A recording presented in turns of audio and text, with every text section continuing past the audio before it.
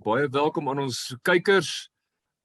Ek is Ehrhard Furstenburg, een van die trustees van die Affie Fonds Trust, en ons hoop om julle bietjie in te lig oor ons huidige aanlyn kunsveiling en julle bietjie wyser te maak oor die kuns. Luister gerus saam met my na Prof Elfriede Dreyer.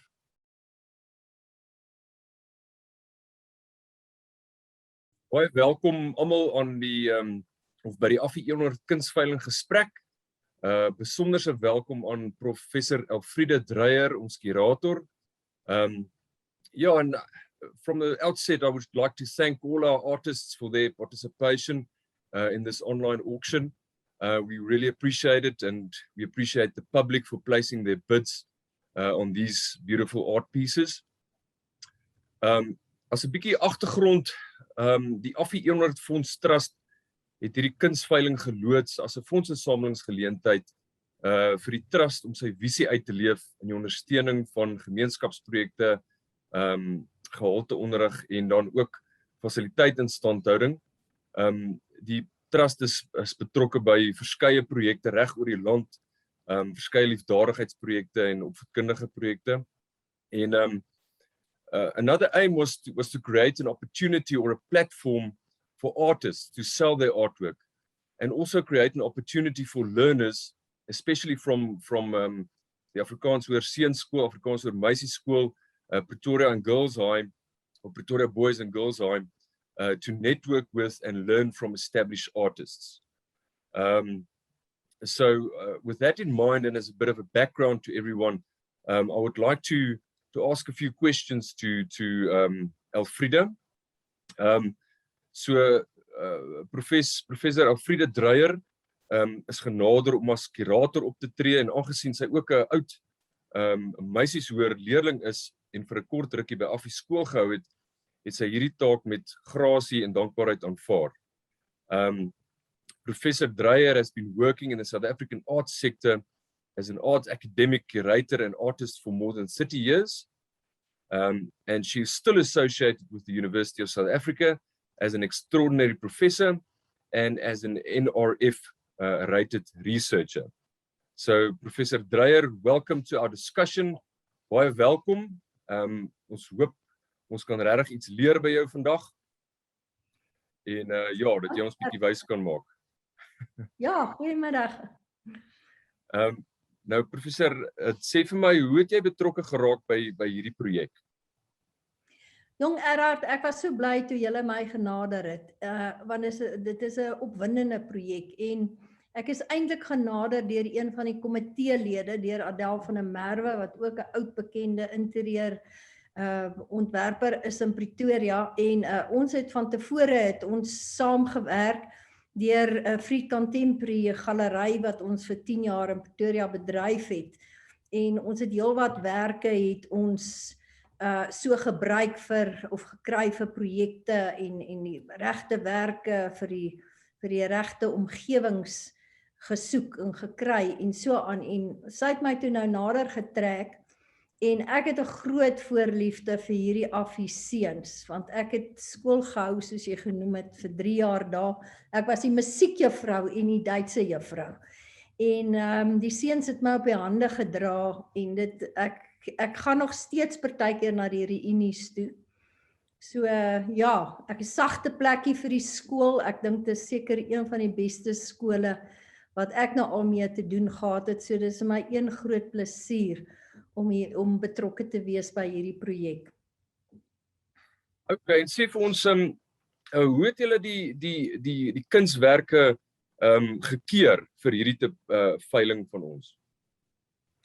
Man, ek gaan eers vir jou sê hoe het ons die werke eintlik in die hande gekry, want dit is nogal 'n logistieke probleem, want jy weet, daar kan groot kostes by betrokke wees as 'n mens werke moet van ver af moet vervoer, en dit moet weer teruggaan, ensovoorts. En mense het ook nou nie 'n astronomiese begroting waarmee jy dit alles kan doen nie.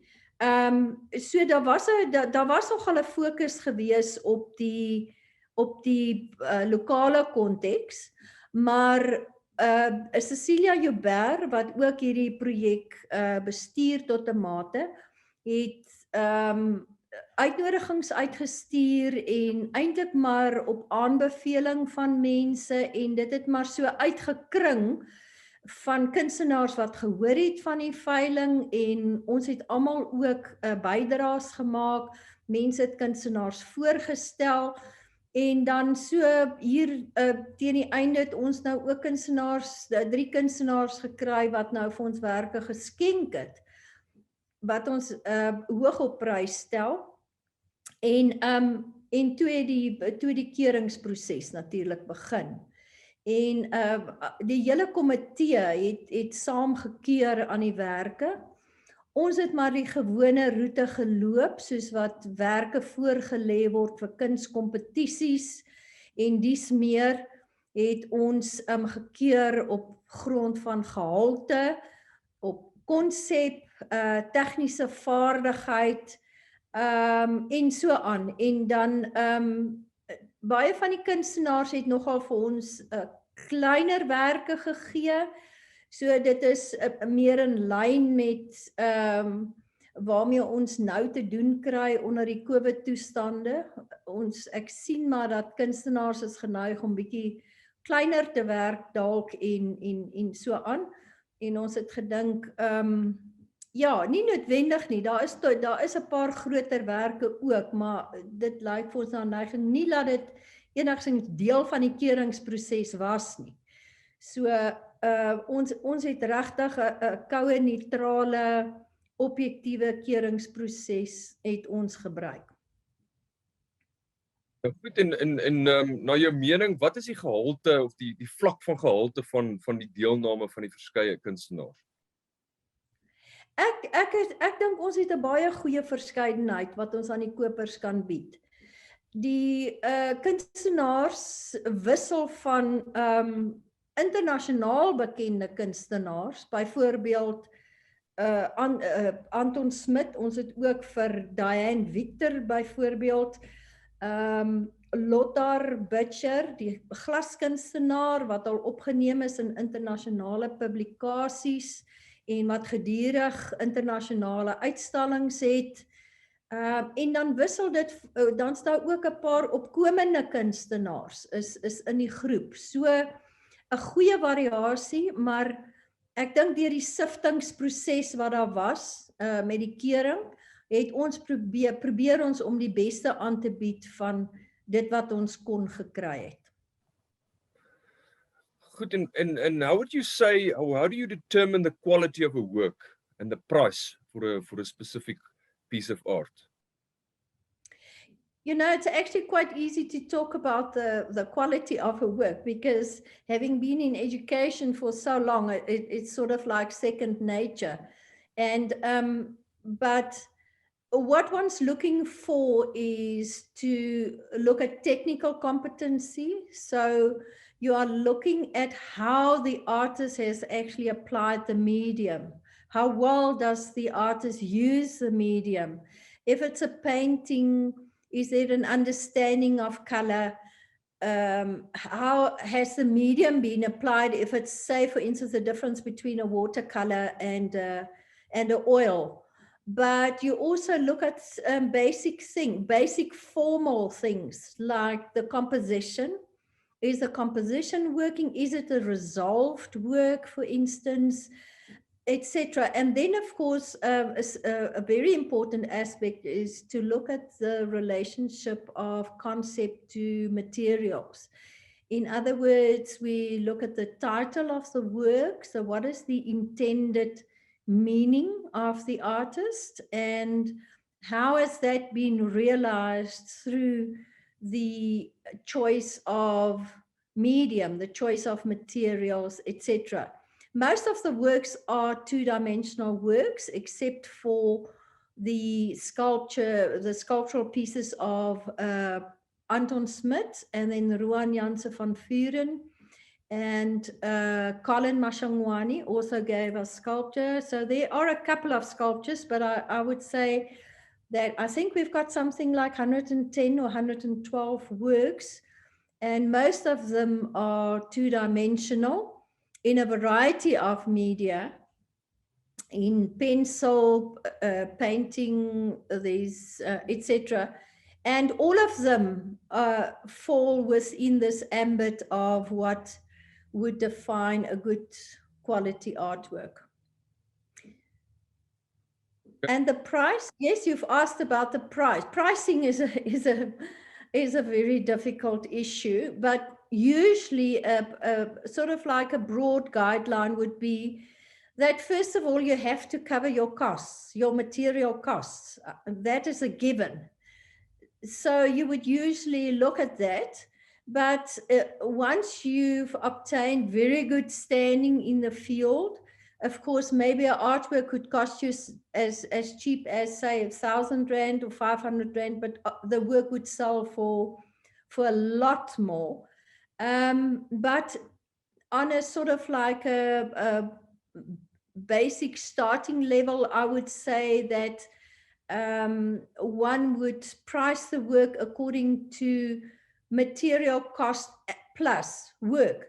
But nobody can ever compensate you for the time that you've spent on an artwork. Sometimes an artwork takes very long, sometimes it's very quick to complete, but you don't really see that when you look at an artwork. Sometimes it looks to the viewer as if though it was very quick to complete, and it might have taken a long time, and the opposite could also be true. But the sort of a thumbsuck rule is that you look at the standing of the artist. So when the buyers look at the collection that we are offering, they might see that some of the works are much higher priced because the artist is very well known, versus, say, for instance, if we look at some of the student work that's on offer. So those works are cheap. But then also, if an artist really wants to sell the work, they sometimes price the work down just to sell the work. And this is also one of the reasons why I'm so grateful for this auction, because COVID has really hit the arts industry very, very hard. And some artists actually stopped producing art because galleries were closed, then they opened and they closed, and people tend to stay at home. And but luckily we have the online, we have internet, we have the capacity to offer the works online, and people have started believing in the online functioning of in all businesses, and also in art. I think that suspicion that used to hang around online business has subsided to some extent, because that is the way that we have to do business now. And it's the same with art also. So we are trying to also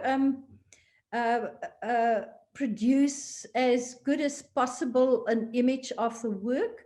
So some of the works we will also include small little videos for the viewers to see the work better. We hope that helps. And yes, and then, but you will see that then the prices of the works definitely vary, and that has got to do with the standing of the artist, also got to do, of course, with size and cost of material. Okay. Now, of course, many prospective bidders either want something nice for their home, or maybe looking for a good investment. So how would you know if your art purchase is actually a good investment? What would your advice be to such bidders?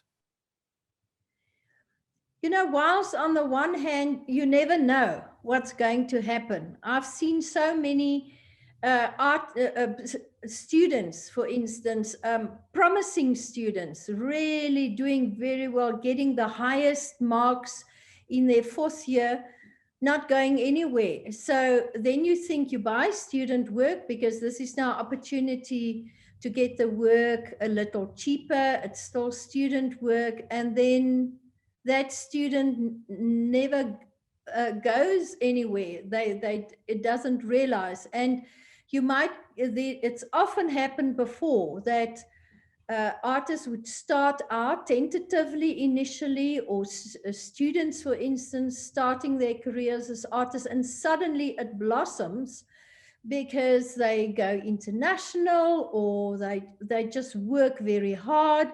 And so there are a number of factors influencing why an artist is successful. And an artist becomes successful through hard work, through experimentation, through marketing. And it's difficult to predict what route an artist is going to follow. So when you buy art, you need to look a little into this artist. Some of the artists that we have on auction don't have such a long history behind them. They're maybe not that visible on internet. Some of the others are very, very visible. And you know that you can't go wrong with them because they've had many exhibitions. They've had exhibitions internationally, all over the country. So we are looking for sustainability. You're not looking for a fly-by-night artist who's going to produce a work now and then stop producing altogether. And that is when you are looking at investment specifically. You also look to see whether that artist is already on the auction houses. Yes, but generally the performance of the artist and whether the artist is maintaining the quality, the vision that was maybe at some point in the work, and that there's also growth. You're looking for growth and development.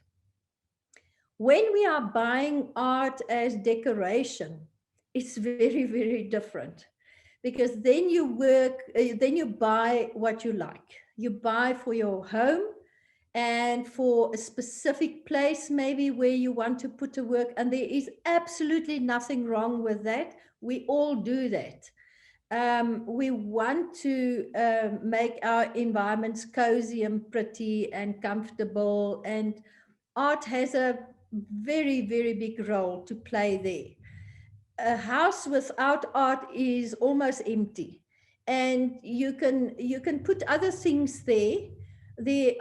You can decorate it in whatever way you want, but a good artwork on the wall makes a world of difference. It puts your house in a different class. And you might actually acquire a work or buy a work that's not necessarily going to be a major investment, but it works in your house. And there's nothing wrong with that. The biggest collections in the world have been formed through personal taste. One can read the literature on that. It's the buyer's personal taste of what he or she likes and what not. And that creates the collection, and that gives the collection an identity. So a consultant or a gallerist or advisor can tell you 10 times that this is a good investment, but if you don't really like the work, it doesn't actually make sense to buy it, because you have to live for a very, very long time with that work. You're going to see it every day. So that identification process with the artwork is actually quite important. And this is an aspect that's very different from the investment aspect. Once an artist has reached the point that they become an investment artist, say for instance like Diane Victor, one can actually quote statistics, and I can quote statistics on Diane, for instance, having seen her work develop now over so many years, and knowing the prices of what the work went for, say 20 years ago, and where the work is now. And there's no investment or putting your money in the bank on a interest rate that can achieve that kind of return for money that you can achieve on art investment. And this is really so if you buy right. And there are many of those, and I think we have a couple of budding artists on our auction that the work is affordable now. I think most of them have been selected also for this reason. They want to be professional artists and they're working towards achieving that. So yes, I think some good investment purchases can be made on our auction site. Okay, dit klink baie opwindend. Nou ek het vroeër genoem van die leerders by die 4 skole, Afrikaans hoër seunskool en die Afrikaans hoër meisieskool en dan Boys High and Girls High wat ook geleentheid het om deel te neem. As jy nou as kurator en 'n kunskenner 'n boodskap kan gee vir hierdie jong studente en kom ons sê aspirant kunstenaars, wat sal dit wees? Jy weet, kreatiwiteit is, of die ontwikkeling van jou eie kreatiwiteit, is nie noodwendig iets wat jy doen om net 'n professionele kunstenaar te word nie. Alle mense is kreatief. Almal van ons is kreatief. Daar's 'n verskil tussen jou kreatiewe denke te ontwikkel en dit te gebruik in watter beroep jy ook al ingaan. En jy kan in besigheid ingaan of jy kan 'n ingenieur of 'n mediese dokter of in 'n winkel gaan werk, en daai kreatiewe ontwikkeling is so belangrik vir ons almal want dit gaan oor probleemoplossing. En ons word altyd gedurig met krisissituasies of probleme gekonfronteer en 'n mens leer om kreatief daar rondom te dink. So om byvoorbeeld kuns, al wil 'n mens in 'n ander beroep ingaan, om jou eie, as jy belangstel in kuns, hoef jy dit nie noodwendig as 'n loopbaan te kies nie, maar jy kan dit as jou stokperdjie ontwikkel en jy kan baie jy kan 'n hoë vlak van spesialiteit kan jy bereik deur jou stokperdjie. Daar's heelwat kunstenaars wat vandag praktiseer,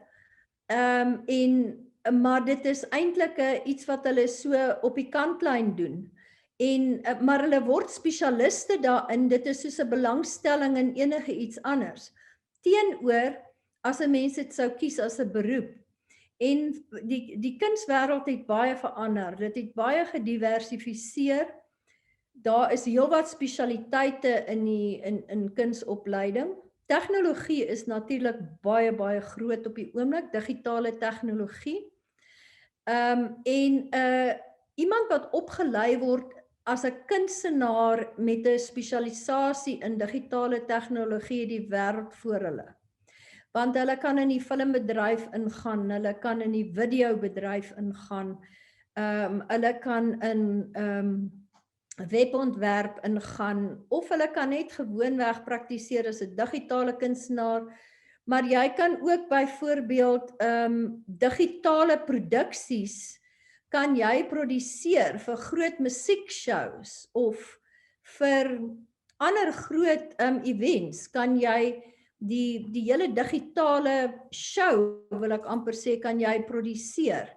So daar is soveel moontlikhede deur daarin te spesialiseer. Dan is daar ook vandag 'n baie groot behoefte aan beeldhouers. En beeldhouwerk is baie populêr by mense. Van die beste verkopers is eintlik klein beeldhouwerkies. Dit verkoop gewoonlik so soetkoek. Beeldhouers kan nie voorbly met hulle werk nie. En ons kyk na ons eie beeldhouers wat ons in die land het, hoe goed hulle doen. As mens maar dink aan Guy de Tooy en Angus Taylor en Anton Smit, en daar's 'n hele klomp ander wat internasionaal werk, hulle is reg oor die wêreld, hulle maak baie geld en dit is 'n baie goeie beroep om te kies vir jouself. Maar ek dink wat 'n mens goed moet verstaan is jy moet 'n entrepreneur wees.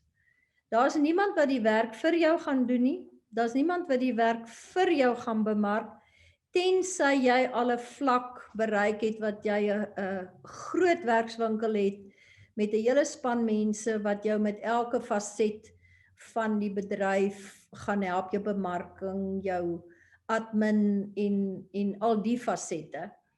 Maar jy moet aanvanklik as jy begin, moet jy aan soveel kompetisies en veilings en uitstallings as moontlik deelneem. Jy moet goed opgelei wees want daar's baie kompetisie daar buite, baie. Jy moet baie goed opgelei wees, jy moet 'n vakman in jou veld, watter medium jy ook al kies. Moet jy jou medium baie goed leer ken en doen en dan moet jy jouself baie goed bemark op die regte plekke ook natuurlik. Okay, nee, maar baie dankie professor Dreyer vir die wyse woorde en die insigte en die kennis en al jou hulp met die kunsveiling. Ons glo dit gaan 'n groot sukses wees en 'n ding wat homself gaan herhaal in die toekoms. Baie dankie vir jou tyd. Ek hoop ook so en ek hoop ons is baie suksesvol met hierdie veiling. Alles van die beste. Dankie Ehrhard. Goed gaan. Bye.